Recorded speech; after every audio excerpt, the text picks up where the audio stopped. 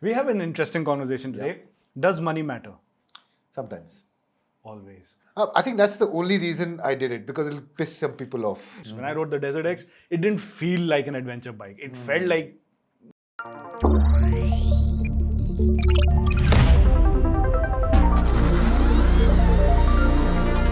Hello everyone, welcome to another podcast on the AutoX channel. We have an interesting conversation today. Does money matter? Sometimes. Always. But when it comes to motorcycling, when it comes to going off-road, Yeah. how much does Does it money matter? matter? Well, that's the question we tried to find out. Yeah. For no selfish reasons at all, we took two of the best off-road motorcycles. We did Put our limbs at risk. Yeah, of course. For entertainment, for you research. guys. For research. Scientific research. Yeah. And the bikes were Well, it was the Ducati DesertX and the Royal Enfield Himalayan 450. what? Those bikes don't compare with each other, Karan. What have you done? Why did you bring those bikes? I think that's the only reason I did it, because it'll piss some people off. Yes, there's no such thing as a bad comment. Yeah, exactly. Have we walked into a trap? So come on, make some comments Give down it. below. Yeah. Yeah. So we did it. We brought those bikes. We tested them out. Do you want to know how I came to this conclusion? Like why should Yeah, we do sure. Yeah, I mean, that's a very important question. I think because it was- before the keyboard warriors tell us Yeah. what we did wrong. So the whole point was, I spent one too many nights on YouTube I watching. don't think I want to know where this is going. Yeah, I mean, this is kind of like on the safer side. PG-13 side. Okay. Yeah, where I was watching Paul Tares and Andy Riemann going ham on their off-road motorcycles. Right. And I was obsessed. Like, put my money down, have my bike next day in the garage type of obsessed. Yeah. And, well, I ride a pretty decent motorcycle, a Trident 660, and I race motorcycles. I'm fast when it comes to street And he's riding. humble also sometimes. Yeah. And sometimes. But how good am I off-road? I need to know where my skills lie. And that's what's going to decide the best off-roader for me. And your decent-ish three-cylinder Yeah. sweet motorcycle doesn't really go off-road. And how did you come into picture? Well, I obviously love motorcycling, and that's the other angle because I really want to get to the point quickly. So I have always been a tarmac guy. Yeah. I love it when there's grip, and I lose my patience, When you lose traction. traction. So, and I think you also come from a similar Yeah. background. No, I like losing traction. Oh, you do? I do. You're I an love, off-road I guy. love it. I'm not an off-road guy, but I just like losing traction. It's fun. Like going sideways. Okay, but I like when the front slides, my BP shoots up. Oh. So I've never been an off-road guy, but just the recent onslaught of adventure motorcycles helped me become slightly better, so much so that I can push slightly, and I started liking adventure bikes. And the big turning point, the bike that changed that perception that if I were to buy a bike, Yeah. it might actually be an off-roader, Yeah. was the Himalayan. Himalayan. So I rode it. You'll see some pictures on the video right now of me riding the Himalayan in Ladakh. Oh, And what we a had to ride. hear about that for a week, that trip and that motorcycle. Yeah. So that's where I'm at in my off-roading stage. Long time back, I did Tiger 900 through Africa. That was also fun. It started from there and became really strong with the Himalayan. But then the question is, do you really go all out if you have the money? Yeah. Or is something like the Himalayan good enough? Dude, can I tell you where my spectrum is? All right. So on one end, it's the Himalayans and the sedate off-road and on-road friendly motorcycles. Yeah. And then I went about and had like an experience on the Kawasaki dirt motorcycles. Oh, and we had to hear it about a week. Yeah, exactly. Exactly. And I was obsessed. I just can't get enough of going off-road. And the opportunities don't present themselves very often. So whenever they do, I jump on it. And this time they did. And with the Ducati DesertX. And we also happen to have a Royal Enfield Himalayan standing in office as the long-termer.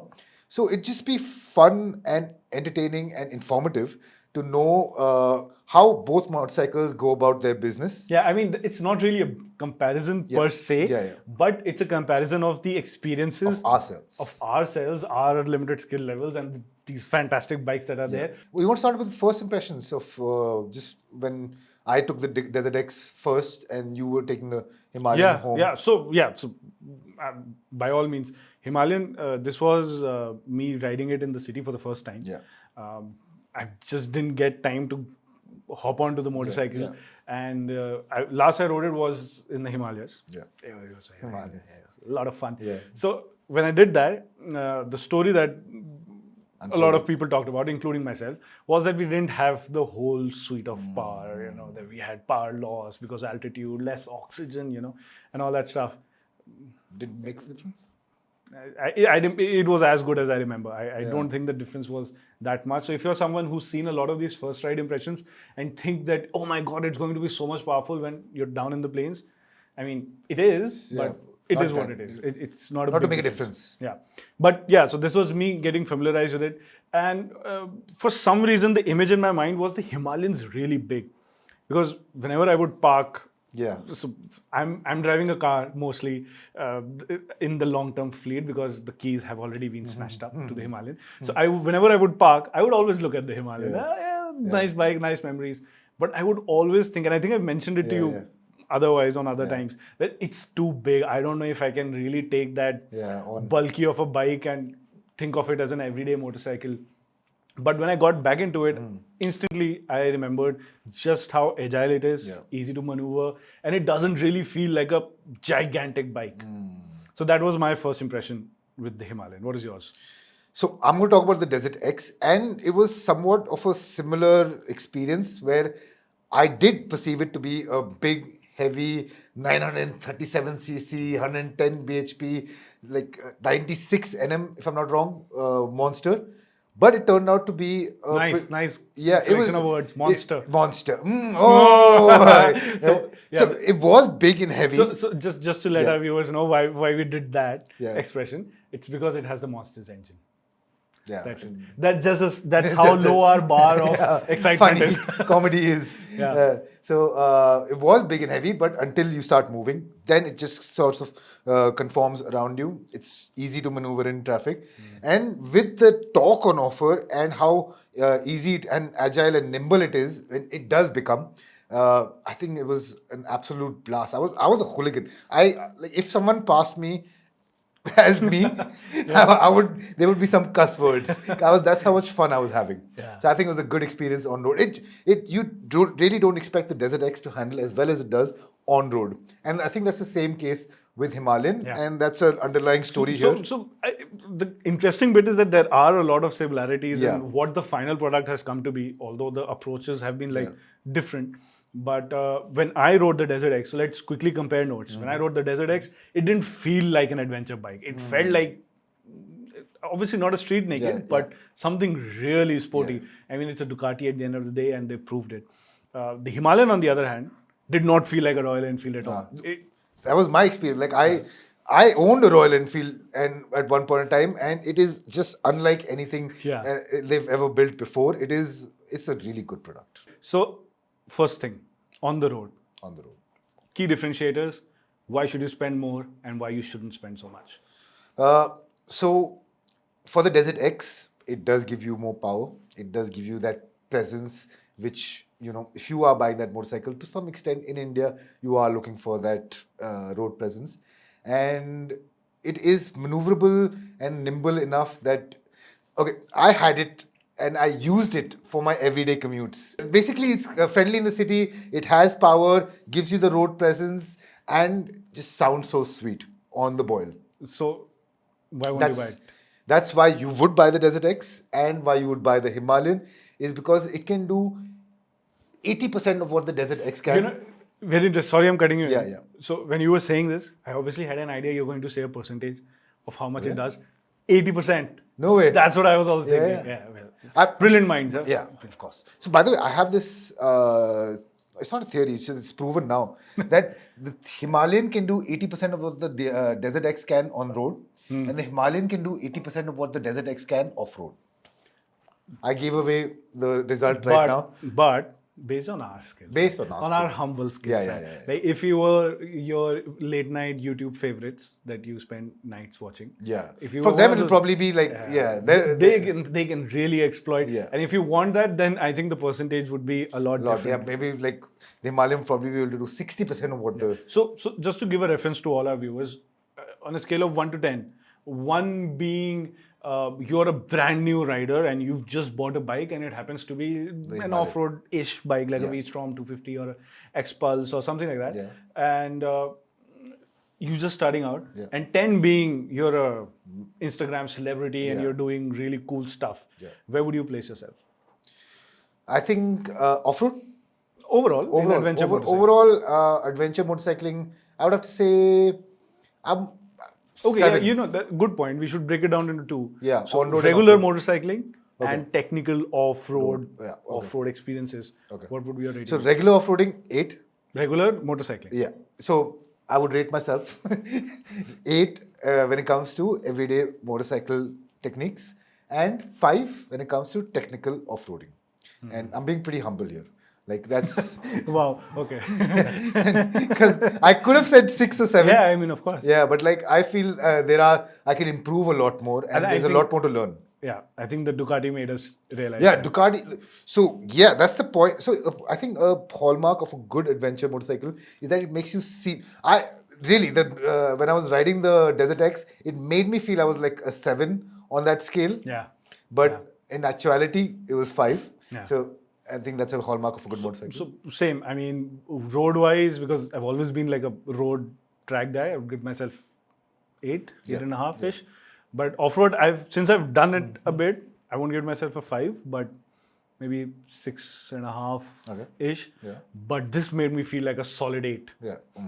The DesertX. It has a lot going for it. Like it's the suspension travel, it's the easy clutch, easy access of power, and the seating position, the standing position, the balanced chassis. I think all of it just whatever the raves and the reviews of the DesertX are, believe it. Yeah. It's really and I think, I've ridden the Multistrada. I've not ridden the V4, the newer series, whatever they're called. Yeah. But I've done the 1260 Enduro, the 950, and that range, that that range, generation of things. This does not feel like any of the Multistradas because they always feel more touring focused. Yeah, road adapted to also do. And I think if you want like a multi-purpose Ducati, there's nothing been like it. And I think this is like a league ahead. Well, this is a proper Dakar bike which you can buy for the road, I feel. So speaking of which, there is actually a rally version of the DesertX that obviously... Which I didn't mention is because there's 1 or 2 people in India who can really truly exploit a DesertX rally. Yeah. The rest should be happy with a DesertX. Come on, guys. We're not that prevalent. Yeah. You know. So what else do you want to talk about? Okay. So I would like to ask you on both of them, how easy was it to go off-road? Did the DesertX make it seem easier or the Himalayan make it seem easier? Both of them have their positives. Point, Maybe that is where you can really relate to where you stand on the spectrum. So I obviously grabbed the keys to the DesertX as soon as I could, once I was done using it every day. And the first thing was obviously just how nimble it is, right? How good it is. And when we did all of those dirt stuff, when we were giving those shots for the magazine and stuff. So at that time, what really stood out was that DesertX can just plow through. There's no stopping. Even the sand, the loose sand we were riding in, must have been like at least 1.5 feet deep. So it was deep enough for any motorcycle to just weave around. And if you're planning to go straight, you just end up going somewhere else, which happened on the Himalayan. Himalayan, it basically floats over these loose surfaces, and that can easily shift your line. Yeah, if it finds like a rut and it just sticks to it, that's sort of what happened with the Himalayan. But the DesertX would just keep going. I mean, that is what stood out for me. And it is at that moment that I really realized what the weight of the motorcycle is. The size and like just the force it is carrying. And so despite that, it made it easy. But hopping back onto the Himalayan. And I'd just like to give them numbers. 253 kgs for the DesertX and 196 kgs for the Himalayan. Yeah. And Himalayan's not a light bike. In its class for what it should be. But it seemed it like... It needs to lose like at least 20 kgs more. Yeah. But even with this, and coming from the DesertX, I mean, that obviously will not happen to everyone. But the first thing that stood out was just how easy the Himalayan is to ride. I mean, the narrow section between the seat and the tank, you can really just grip with your feet and with the knees, and you can really do like really stupid stuff with it, and it's very forgiving. Yeah. And that's what immediately stood out. So, depending on your skill level, if you can manage the weight of such a big motorcycle, then both of them are on a I very think similar that level. comes with experience, right? You like, I think as a newbie, you tend to fight the motorcycle more. Yeah. And when you gain more experience, you tend to go with the flow, and that's when the weight kind of disappears. Yeah, I mean, you are scared of dropping it, to be Yeah, very yeah, honest. yeah. Plus, it's an expensive bike. Like, Yeah, let's be honest. yeah, I mean, it's a Ducati after all, so you have to take care of it. But it didn't feel like it's gonna bail out on me, or if I'm pushing it too much. It felt like, yeah, okay, you wanna do this, yeah, okay, go ahead, do it. And those Pirelli Scorpion trail tires, they were fantastic. They held their own on road and off road. That's what I'd like to say. You know, like they were really they really gave you the feedback and the grip which you needed on road, and the same when you were off road. And Right. So we've spoken quite a lot about motorcycles. I want to talk about instrumentation. Right? I mean, that's the biggest fad of the industry. Yeah. How digital can your instrument cluster be? Yeah. And both of these motorcycles have digital instrument clusters. So what's your take on it? Do you really need all of that stuff on an adventure bike, or do you don't feel the need of it? I feel the Himalayan has the right amount of information. The Ducati kind of goes overboard with the lap timers and the mode. There's just so much going on in that. So it has, again, Dakar style, vertically mounted instrument cluster, and there's too much information to take in. It takes a while. And it's so I'm the kind of person that just hops on and goes. I don't bother experimenting with stuff. So half the things Manav had to come in and be like, oh, this can be changed. Yeah. Because I switch off everything and I just go. And then Manav. Okay, so we'll explain what happened. So in the switch gauge on the left side, you're supposed to quickly tap it to go into riding modes. Yeah. And then you're supposed to Hold it. Hold it or just 18 minute हो गए? Your alarm went off. Do you have somewhere to be? No, so guys, we actually put a timer on. Which you just blew through. Yeah. I don't think we're halfway through the conversation right now. They're thinking we'll keep it concise, but Anyway. Well. Getting back to topic. So you're supposed to go into the menu. And so it's a different action to change the mode. No, it's a similar action. So you're supposed to long press it to access the bunch of riding modes, and you have a lot of them. And then whenever you select something, you're supposed to just tap it. So tap it once to go into the configurable menu, and hold it to go into the selection menu. You understand? Because you hold it and then you go into the menu where you can select. Yeah. And then you tap it. When you press it once, it selects it. No, then you go into the menu which you can configure it. Then that goes into the sub menu. No, so that was a different. See, God. That's the thing. So if you're on the home screen, if you long press the top arrow button, you'll keep going up the panels. There are 3 of them. So when you reach the top one, you go into settings, and then you long press it. So you enter settings where you can configure the riding mode. I think this is the downside of the desert. So this is why half the people will not go off road. They'll just give up. Hold up, wait for me. I'm going to catch you up on the trail. Let me just select my modes, configure it even more. Yeah. Yes. So I think what we ended up doing was, what you ended up doing was switching off everything. No, you just left it in rally mode because that's what you got it out of the show. I got it in rally mode, but I could go into the menus to switch off everything. And so you can change the traction control setting, the engine braking control, wheelie control, quick shifter. So you can customize these modes to a great extent. Every mode, but he couldn't figure out how to change it. So he just kept customizing rally mode until everything was off. And until it was a motorcycle which can scare you. Yeah. So, and when I took the bike from you, then I had to be sure, like, have you screwed up every single thing? Or do I just... So, I mean, yes, at a point it does get a lot, but then again, if somebody... Himalayan has 4 modes. Where it is now, what is it? Urban, sport. No, eco and performance. Eco and performance, and the rear ABS on or off. Yeah, so eco ABS on, eco ABS off, performance ABS on, performance ABS off. That's it. Yeah, and it's just one button which has mode written on it.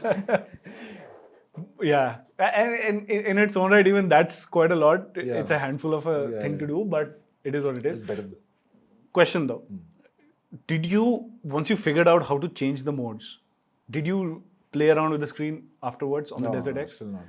Then I started doing off-road. Then I had no time at all. And and on the Himalayan, did you use the maps feature and all that at all? No, never.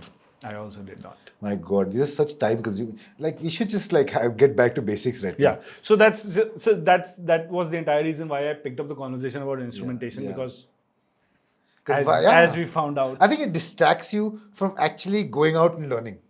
I mean, no, it might help, but whatever it does, Yeah. it'll do it for the first 15 days or a month or 6 months of your ownership, and then you'll just put it in one mode and forget it. Yeah, exactly. Yeah. So instrumentation is done. We've spoken about on-road performance. We did a really nice activity together because we are two very not smart people in our office. So we decided to jump both these motorcycles on a closed section of road, of course. But it wasn't a jump. Yeah. It was a very big speed breaker, like yeah. big in the sense Yeah, it to was spread out. So we just decided let's start jumping together. Yeah, and I think in that aspect also, So let us know in the comments. We have these really nice slow-mo footages of both the motorcycles jumping. Which one looks better? yeah. So we jumped. We went across some trails. We went to deep, loose sand. Yeah. I think And we did a bit of highways also. highways also. We did everything that we had to do. Yeah. So everything we can pack into one hot day. Really hot day. So the bikes are done. Let's talk about the segment. Okay. In the segment of DesertX, where do you see it being placed? Now, this is a difficult one because I haven't gotten a chance to ride the V-Storm 800 or the Transalp 750. Yeah, because they're both new bikes and Yeah, both new bikes. media bikes are yet to make their way to But Delhi. now, of course, barring the Kawasaki motorcycles, which are not Which road are legal, actually MX bikes which are actually MX bikes, not road legal, I think this is the best off-road motorcycle I've ridden. at all. Yeah. So, pretty big statement right there. Yeah, and I felt the Himalayan was actually the most efficient off-road motorcycle which I've ever ridden. It does everything you ask of it, and it just does it, goes about it in a non-hurried, non-show-offy manner, Yeah. I feel. Yeah.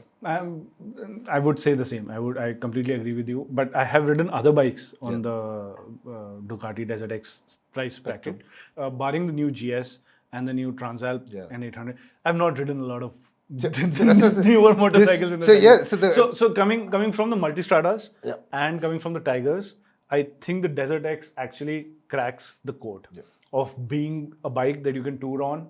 You can do really stupid stuff. You can go off-road. You can go really fast on road. And I think it finds the middle spot the best. It used to be the Tiger 900 till Rally. now. Rally. Yeah, but this one has better road presence, looks really nice. It's Road manners, better road manners. better road manners, and things like a bigger fuel tank and all. Just make it so much 21 more. liter. 21 liters, which is, I mean, it's not as efficient. I mean, you would be realistically getting about 15. Oh, it was really horrible on fuel, dude. I mean, in comparison, like it was hot day. We were riding fast. It was the conditions were not in its favor, but we got through the 21 liter quite quick. Yeah.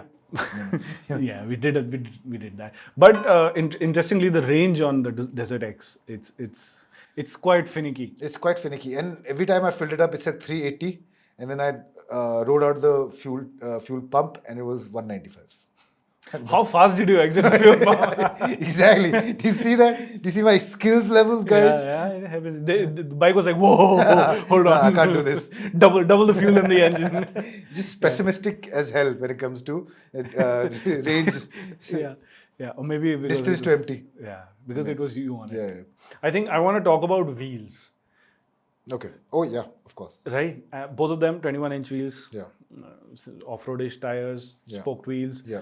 The DesertX has tubeless. The Himalayan still does not have a tubeless. Yeah. And I think we have to talk about Royal Enfield and what's happening with Royal Enfield. Yes. Did the Himalayan break, Karan?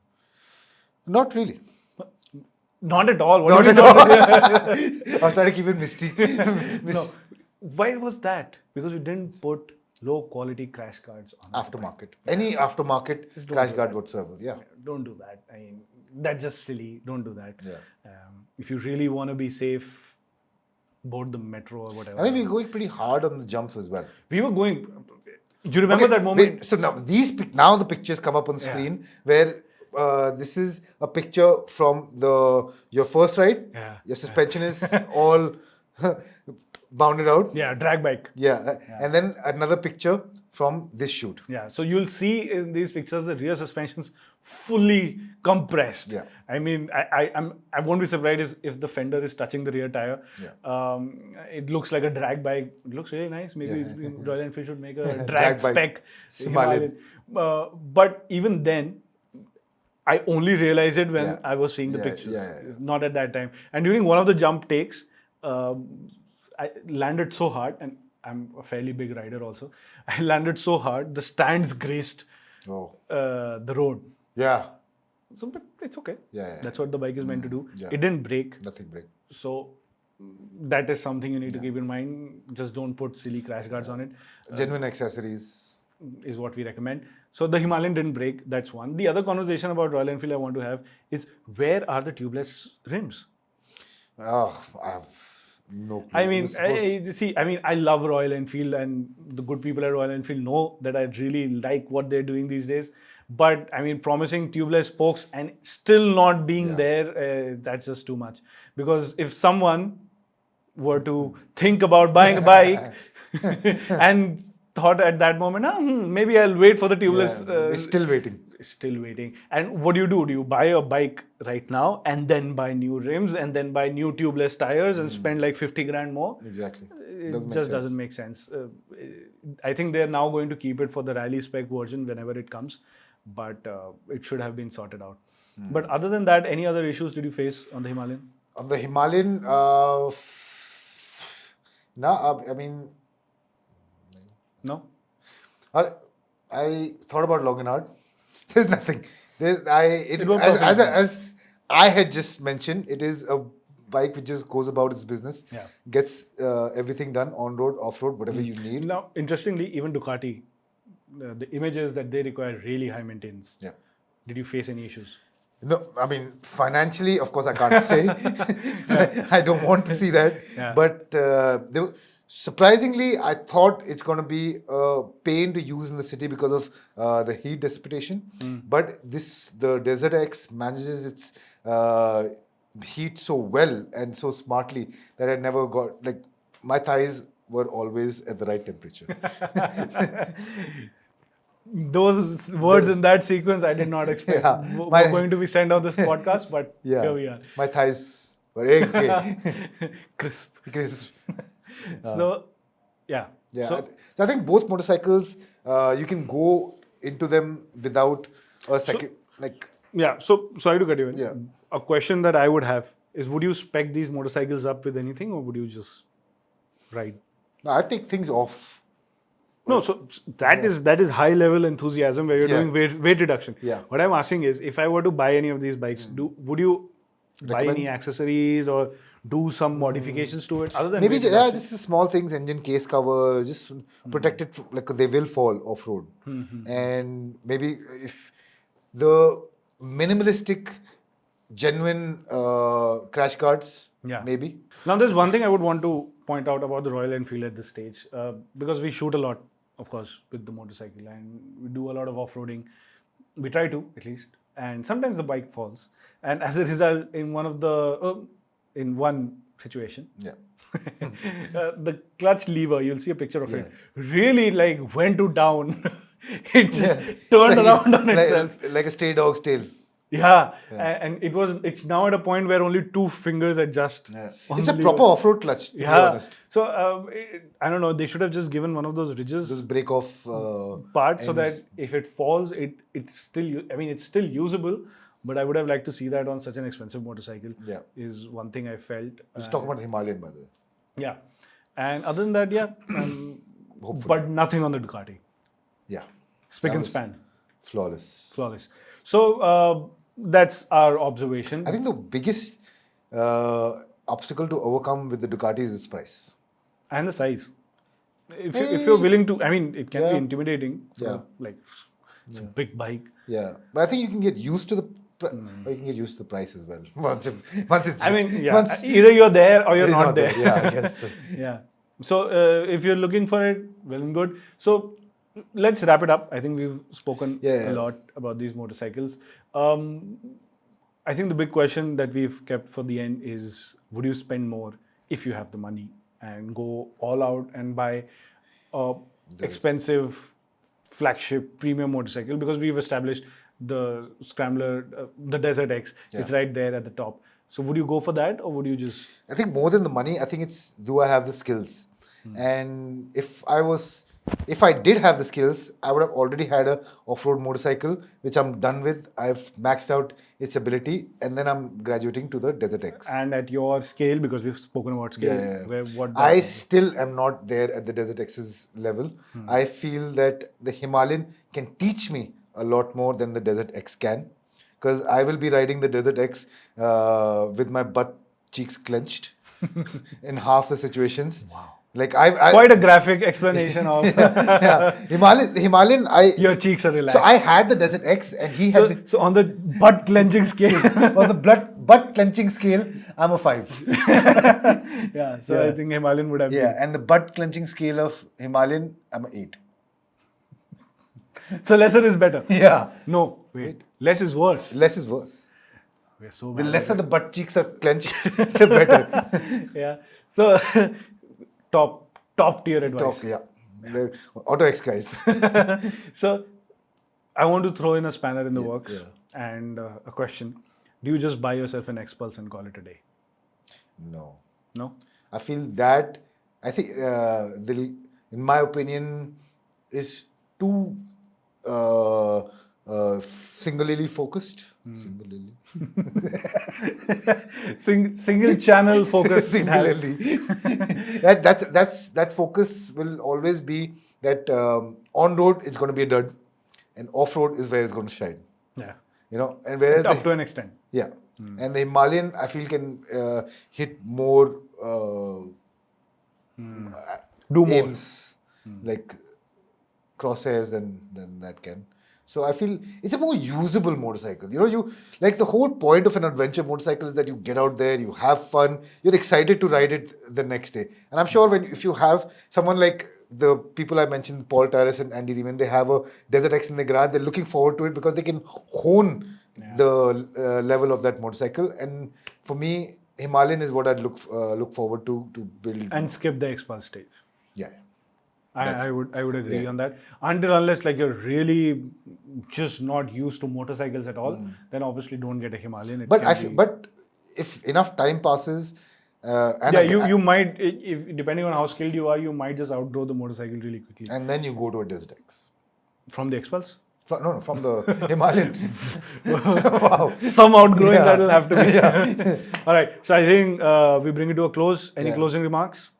Yeah, just get out there and have fun, dude. Like like we did. If you're good at off-road, you have 18 lakhs, I think nothing should stop you from buying that DesertX. Yeah.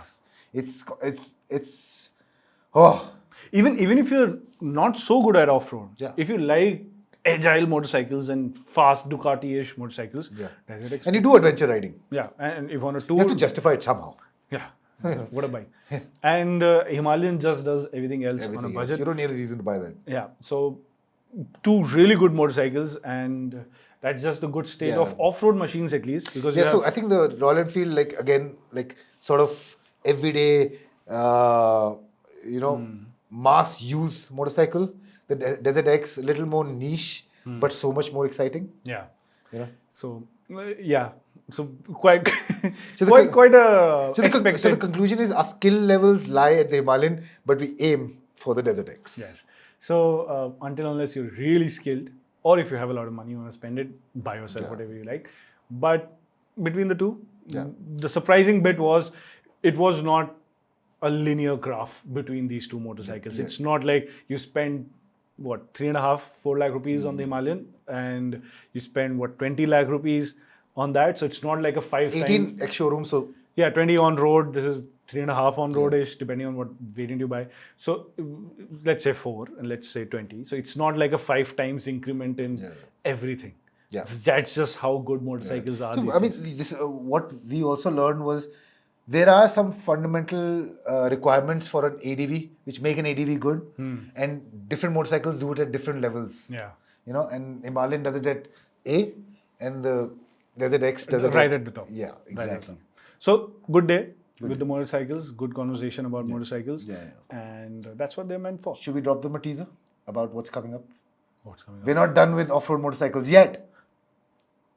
Are we telling them? Yeah. Okay. It rhymes with she chrome. Wow, I can never. Yeah. What is it? Are we talking about a She-Grom? She chrome 800. So stay tuned for that. Subscribe to our channel. Let us know in the comments how you find these conversations. If there's anything we should include, or maybe we should talk less or more. Yeah. And if you like our jokes, Yeah. Please subscribe, hit the bell notification icon, share it with your friends. Yeah. And if you have a good adventure motorcycle story, put them in the comment section. Share it in the comment section. I'd love to know what you do with your adventure bikes, or if you've turned one of your motorcycles into an adventure bike, because I've seen a lot of these like Pulsars I've been looking modded at out. Duke 390 Enduro Oh, motorcycle. yeah, dude, yeah. Speaking of which, 390 Adventure. The Enduro is also there coming. Yeah. Oh my God, there's so much coming. What a time to be alive. Yeah. Thank you so much for watching. It's been great. We'll see you.